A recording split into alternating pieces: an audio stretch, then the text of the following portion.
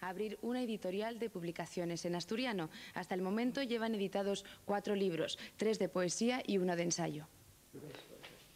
Su espíritu emprendedor y la conciencia del endeble estado de la lengua y cultura asturianas ha llevado a estos jóvenes a compatibilizar sus estudios con la realización de su primera actividad empresarial.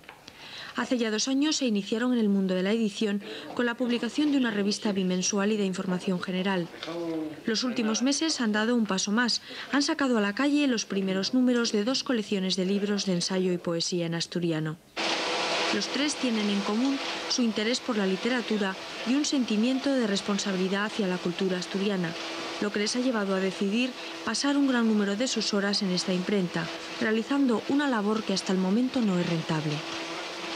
Nosotros evidentemente esto no lo hacemos por dinero, en lo que sí tenemos una obsesión muy grande, y además puede llamarse así una obsesión, y en que los proyectos sean por lo menos autosuficientes, que sean rentables en el sentido de que se autoalimenten, no depender de cuestiones externas, de inyecciones de subvenciones o de préstamos que nunca se pueden devolver, o andar haciendo libros que no se vendan porque, bueno, no sé, un poco por ocio. No, nosotros queremos hacer cuestiones que realmente furrulen por ellos mismos. Eso también hace que, bueno, tengamos que pensar mucho más y tener más imaginación porque hay que ganarlo, vamos, hay que autofinanciarse.